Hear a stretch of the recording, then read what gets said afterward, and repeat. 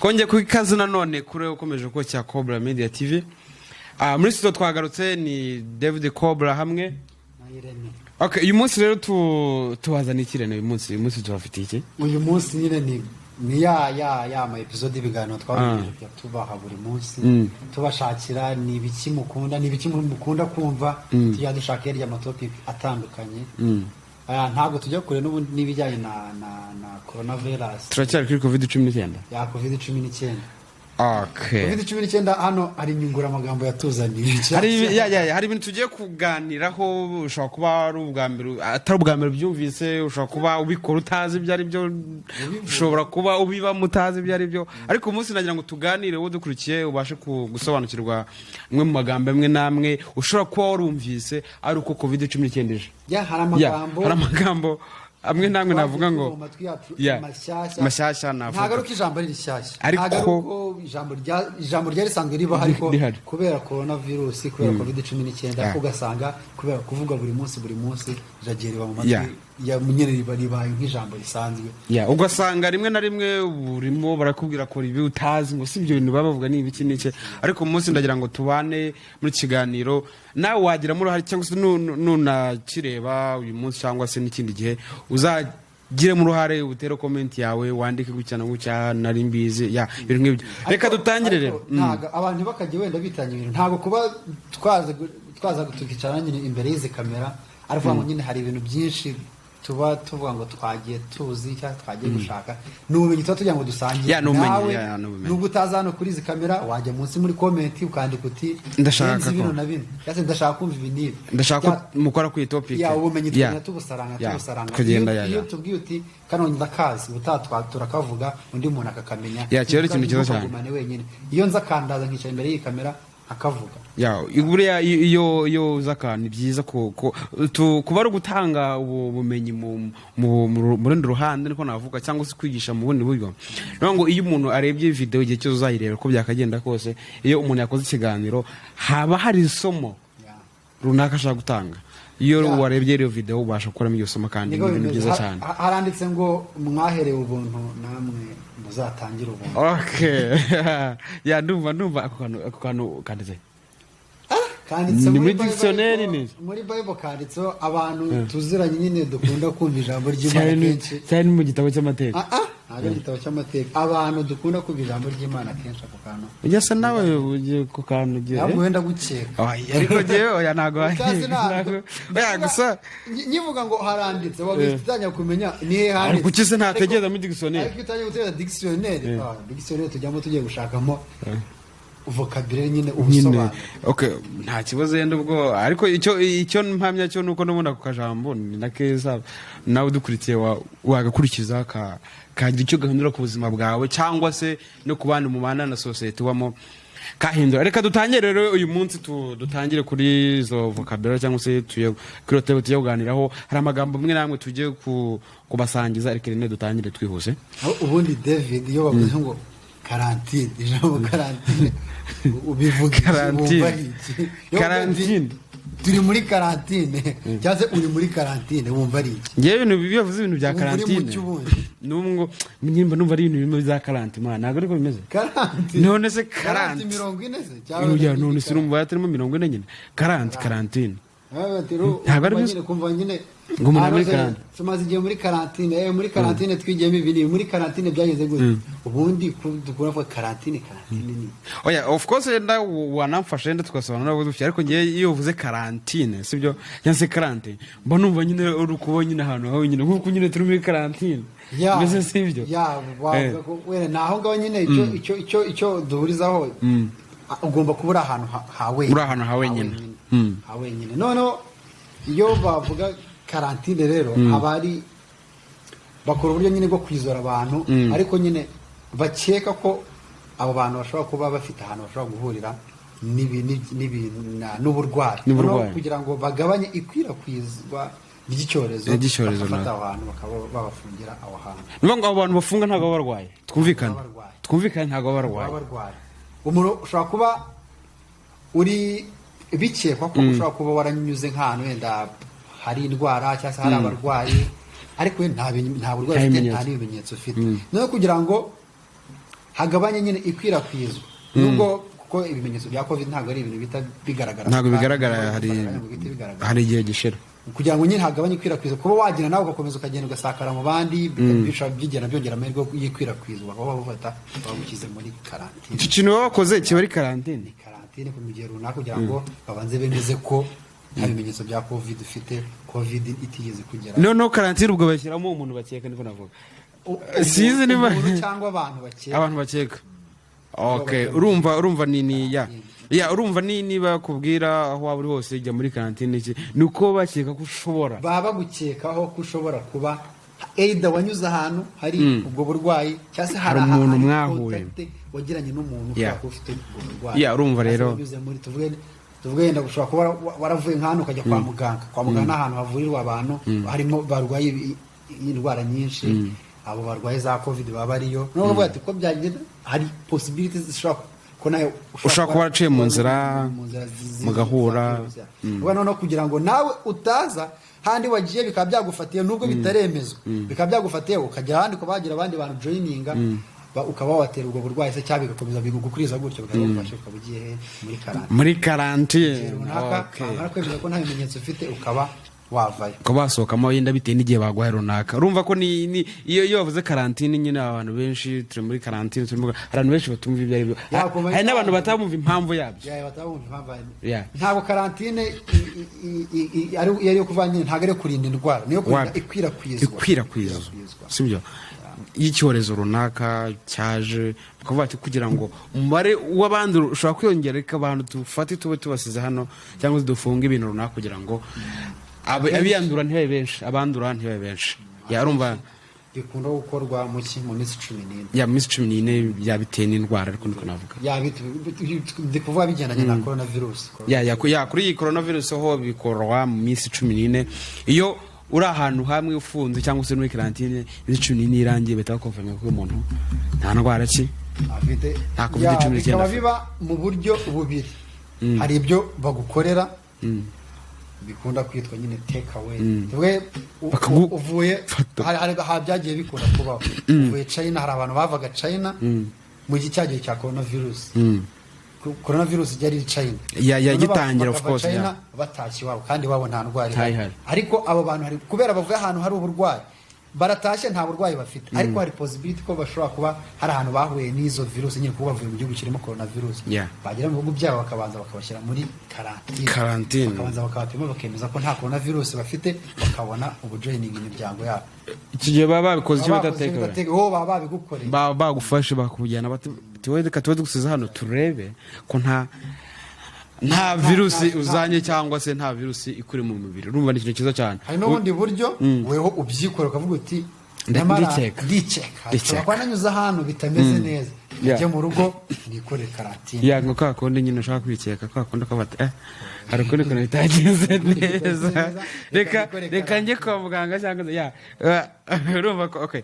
ako karagaciyemo. Okay, no kujya dusangira ubumenyi, tugenda dusangira ubumenyi, tumaze igihe kingana gutya muri karantine, ariko mu by'ukuri karantine utasobanukirwe n'iki urumva biba ari ibintu yari byiza gukunguranya ubumenyi, ibitekerezo. Icyakabiri cyo kuvugaho iyo bavuze isolation, Irene wumva iki? Bakavuga bati noneho turi muri isolation habaye isolation nyine, ariko muri isolation cyaba ni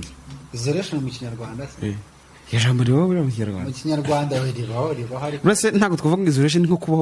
kuba wenyine, ntabwo kuba wenyine, nko kujya ahantu ha wenyine, kujya ahantu ha wenyine cyangwa kuba wenyine, birumvikana. Ni nko muri ubwo buryo, ntabwo nzi niba bijyana neza kuko busanga nyine direct translation nayo idakunda, yarije bigorana cyane, ariko ubundi nyine kuba isolation ni ukubura ahantu ha wenyine, kuko uri wenyine. Hari nk'ibintu twajyaga twiga kera nyine nko mu bintu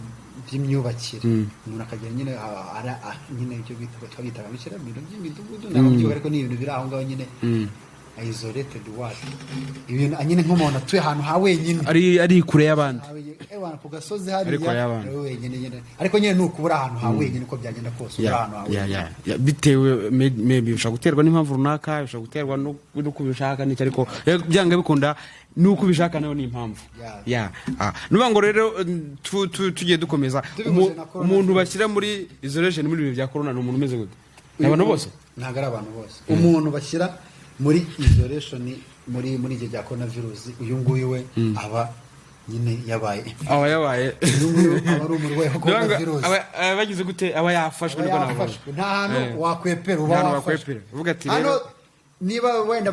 wari uri muri karantine niba nabihuza neza ko wari muri karantine baragupimye basanze nyuma y'iminsi 2-3 ibimenyetso biragufata ufite coronavirus bahita muri karantine ugahita uba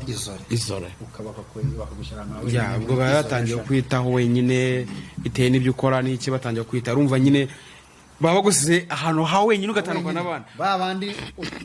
none wowe batangiye kwitaho nk'umurwayi mu gihe babandi bari kwitaho nk'abantu nyine bakekwa ibimenyetso bareba nyine temperature zabo uko zizamuka buri munsi bareba uko bimeze n'indahukire imirya wowe batangiye kwitaho nk'umuntu urwaye nyine kuko dutandukanye ibintu karantine mushobora kwijyamo muri benshi ariko isolation ntabwo bishoboka isolation ugomba kuba uri abarwayi bavurirwa muri umwe niyo mwe muri abarwayi babiri ntabwo mushobora kujya hamwe isolation ni umuntu umwe urumva ko bitandukanye n'amagambo abiri atandukanye kandi yarimo akoreshwa cyane cyane muri bya COVID-19 zino ni inyungura amagambo ni vocabulary nabo nguzimo zikoreshwa ubu ngubu aya magambo yarasanzwe ariho ariko nyine ari gukoreshwa muri iyi minsi navuga ko icyo bita nyine agize popularity no ngo arimo aravugwa kureshwa abakora indirimbo yarumva n'ibintu guma mu rugo abari urumva iyo umuvuze ngo guma mu rugo n'ibyaye n'inye bya karantine n'ubundi arimo asa nk'uvuga urumva ni ikintu cyiza cyane guma mu rugo ni uburyo bumwe bwo kuvuga ntago nzi niba nabihuza na karantine ko nyine ni uburyo bumwe bwo muri bwa self nyine kugira ngo wigira ahantu ujya kugira udahura na utagira n'ibyo byago yenda byo kuba wahura n'abantu guma mu rugo ikore karantine urumva ni ikintu cyiza cyane kugira ngo tubashe gusangira ubumenyi amagambo tugenda tuvuga ku nawe ufite ikindi gisobanuro cyangwa se ufite ukundi kuntu byumva ufite umwanya rwose nta kibazo wajya muri comment ukandika gihe burya yenda narinzi karantine imeze gutya gihe burya yenda narinzi isolation imeze gutya kabisa umwanya n'uwawe urawufite tujya dukomeza hari ikintu bita iryo jambo tuyita ngo iki iyo bavuze ngo urugero nko mu Rwanda turabizi coronavirus ihagera nko mu mpera z'ukwa 3 sibyo gutya ariko mu ntangiriro z'ukwa 4 beta kubitse icyo bita twumva ijambo ngo lockdown no igihugu cyose lockdown rekombo ni handi noneho batitaye ngo uri muri isolation batitaye ngo uri muri karantine batitaye ngo uri murakuma ibintu byose ni ugufunga nyine urafunga ute none urafunga igihugu nubango ni igihe ufunga ariko especially bikunda gukorwa mu ahantu hanini area nini akenshi ubu ntabwo navuga yenda ngo unakoze lockdown yo mu nzu yawe ntabwo bishoboka ushaka kuvuga umujyi runaka igihugu nyine aho ufunga ibikorwa byose nyine access zose zigera ku bikorwa zikaba zafunzwe zose cyane access zose zihura n'abantu cyangwa abantu indege zisohoka igihugu indege zinjira mu gihugu zarahagarara abantu basohoka abantu bava Kigali bajya mu yindi ntara byarahagaze kurema isoko gusenga ibintu byose byarahagaze ibyo ngibyo nibyo bita ibintu byose byaranze lockdown ntabwo ari ibintu byarahagaze ibintu baba barayifunze ntabwo biba byaranze ibintu nyine barayifunga kugira ngo ariko hano ikintu baba bagamije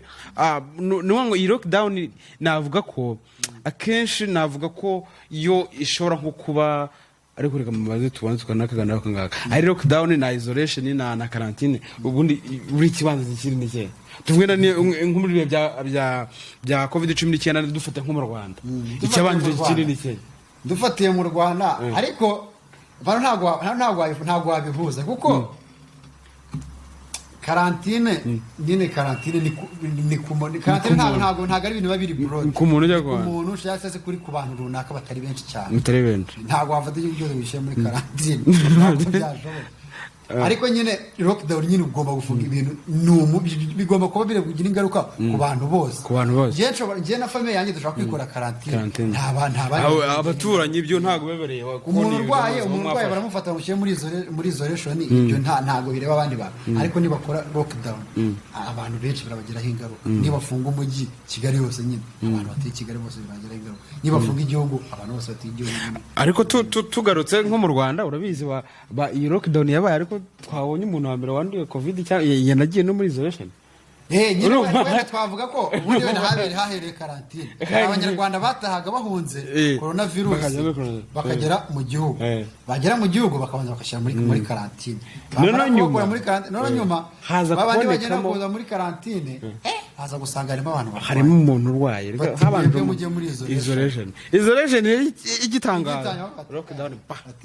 noneho nta bantu bakembe kugira gute kwinjira mu gihugu nta ibindi bikorwa byose bitagaragara urumva rege nkurikije uko mu Rwanda byagiye bikorwa navuga ko karantine rero yabanje China hahanje kiburiyara China se habanje lockdown China ibintu byose barabifunze oya ntabwo byari cyarimo China tugene nko kuri izi vocabulary uburyo China byagenze China baranje bavuga ngo ibintu byose niba bihagarika byose bifunga imijyi nyine aho ugumaho nyine bakora lockdown bahita bifunga lockdown umujyi wose atawufunga none abandi nabo batangira gukeka abantu bakiriye muri karantine ariko umujyi ufunze abo bakeka bashyira abo bavumbuye ko barwaye bashyira muri isolation urumva ko byabaye nka vice versa yenda dukurikije ni vice versa bitunze dukurikije nko mu Rwanda ntabwo hano byahise by'imvasi urumva ko hano bo barandura bafunga ibintu byose bavuga ati umugenda tuva nimba ari Wuhan cyatangiye cyangwa se yenda nka Shanghai bahita bafunga umujyi wose bamaze byose babihagaritse noneho batangira kuzana abaganga batangira gupima abantu bakeka ko yenda bagiye Wuhan ko bibanaga kuri icyo kintu uvuga ati umuntu wagiye Wuhan cyangwa yahuye n'umuntu uturutse Wuhan umuntu agafitanye isano na Wuhan niyo muntu barebaga niyo ufite inshuti yabyagukagaho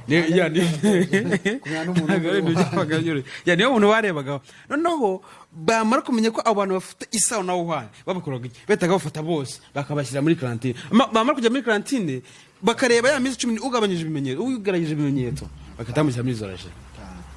batangira kubivura bekirera urumva ko nk'abantu bagiye biba batari no mu mago yabo baragiye ahandi hantu cyangwa se ugasanga ufite umuvandimwe cyangwa se inshuti yawe yaturutse Wuhan noneho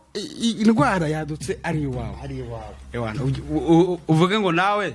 uri muri isolation wabishaka ubundi tunamwaka umuntu nta nubwo ari uwo muri Wuhan kana umuvandimwe mwana none ntabwo akari umuvandimwe yari umuvandimwe nyine yaragusuraga n'iki ariko ukabyakira nyine ibyo tuvuga nimba turutse muri Wuhan nyine uko nyine bamufataga nani kwa gufata bumvaga ko byanga biko nimba turutse muri Wuhan afite indwara guturuka muri Wuhan wasaga n'indwara wasaga na covid-19 niko byari bimeze twagiye noneho akantu ka social distancing abantu nyine mu Rwanda bavuga ati social distancing muhana intera ya metero ibyo ntabwo ari ibintu bishaje ntabwo ari ibintu ni ibintu yenda covid tuzaniye yego dutangiye gukoresha ubu ngubu mbenda mbere urabizi n'umuco wacu mu Rwanda twarahuraga ko umuntu ukamuhobera ukagira gute n'iki ariko ubu ngubu no kumwegera ni muri metero ubwo niho hafi hashoboka sibyo ariyo bita social distancing urumva ko social distancing David mu bintu byo kwirinda uburwayi muri bino bintu byatera imeza abaganga imaziki bivuga ngo iyi ngiki ni maze mu by'ukuri nigabanya nk'ibyago byo kuba mwakanduzanya igihe umushobora kuba muri kumwe yenda murimo mugendana cyangwa se igihe nawe waba usohotse hanze ukaba wabasha yenda kuba wahura no na bagenzi bawe n'urugero ariko mugashyiramo iyo social distancing kugira ngo either mutabasha kwanduzanya yenda kuko twabonye ko covid-19 yandura mu mwuka kuba mwakoranaho ariko abashakashatsi cyangwa se abahanga bemeje ko iyo umuntu ari mu ntera ya metero bishoboka yuko icyo gihe kiba gishoboka yuko ushobora kutamwanduza niyo mpamvu rero basize byibura metero byibura gusubira hejuru ntimujye munsi ya metero icyo gihe rero niyo mpamvu iyo social distancing bayikoresha kugira ngo babashe